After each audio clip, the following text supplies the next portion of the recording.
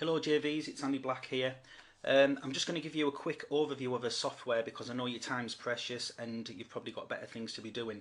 So I'm not going to give a detailed sort of overview of a software. I'm just going to sort of explain what it's about quickly and just show you some of the functionality.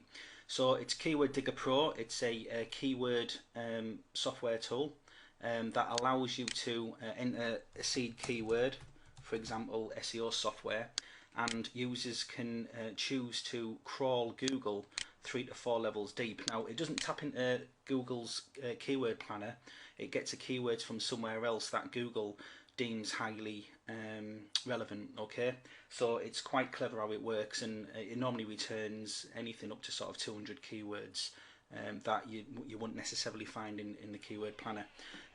So all they do is select, enter the keyword, choose which level deep. If they want to sort of get long tails, then they would sort of select 4 levels and click dig and let the software run for a minute and it will retrieve them keywords. Once it's generated the list, they can custom sort and filter the keyword list to quickly create smaller segments of that keyword list, and then there's a one-click export button that will segment the list and it will save that individual segmented list to the hard drive. Okay.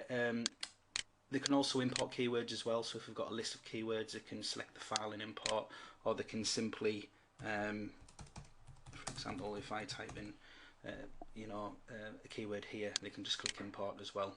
The next step, other than the original feature, is they can gather content or analyse the sort of level of competition for a particular keyword. So I'm going to click on this button here, and obviously I've just manually typed in one keyword. So I've got two options here: analyze the keyword or gather content. So the first one I'm going to show you quickly is the analyze feature. I'm just going to let that run. In fact, I'll just pause it because it takes about a minute or so I'll just pause that. Right, the software's finished processing that. So basically, once the software's ran, it gives you a number of different bits of information and data. Now there's on-page elements for the on-page SEO, page rank, and also offline data as well, which is your sort of social signals, backlinks. So if you look towards the top here, it tells you the phrase match, so how many results are in Google, how many pages include this exact phrase SEO software, and you can see that there's over 700,000, and also in title match as well, so how many pages are optimized for this particular keyword SEO software. We can see it was nearly 70,000. On the left hand side, we've got source code, so this is how many instances of this particular keyword SEO software is actually visible in the source code. So these can be like title tags as well, and hidden sort of elements are not necessarily visible on the page, so you can just see how optimized the page is for that keyword. Again, title tag, if you hover over, you'll see if there's a green tick, it means that the keyword is present in the title, and if I hover over that, you can see the actual title there.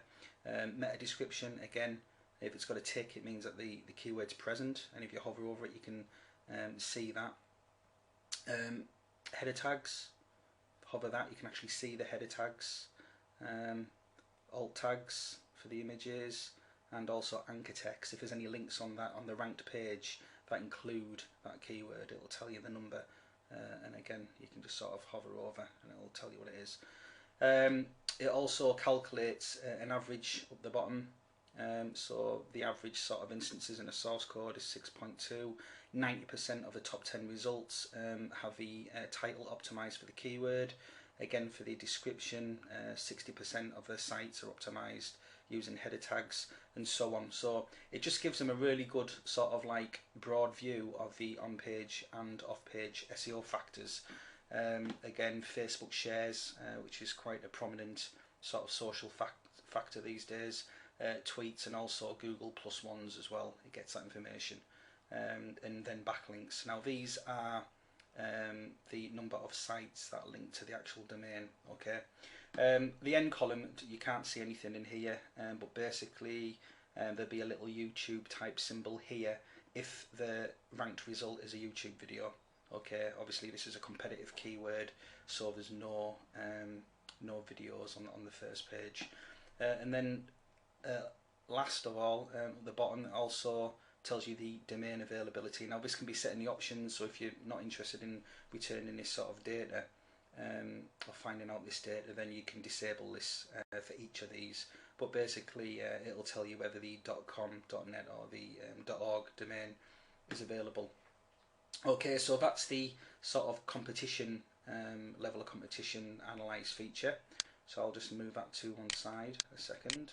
And the last feature is if you want to, if you choose a keyword, so if you've done this stage here and you think the keyword is worth targeting, then you can get some content ideas for it as well. So all you do, again, it's just one simple click and let the software run through. Again, in the options, you can choose how many articles, how many videos, how many Amazon products, questions and answers you want to retrieve. But it's good for research purposes if you have someone that sort of curates content or writes content for you, and you want to send them just in an email some sort of research and ideas, then you can sort of export this file and send that to them. Or in the upsell version, which is Keyword Curator Pro, which is the same software but it has added functionality. Users can add their blogs, any number of blogs, and then they can curate the content, choose a content that they want to curate, and then publish to their blogs directly from in the software. So you can see here we've got some articles, we've got questions and answers, we've got Amazon products, there's YouTube videos. You can also preview the actual videos as well from within the software. Hey, what's going on, everybody? Anushka Sheffy here from All. Okay, and then all you do then is you just click export, and it exports the content to a data folder within the software. Okay, so that's basically the front end software. Hope you can join us on the 9th of December, and thanks for watching.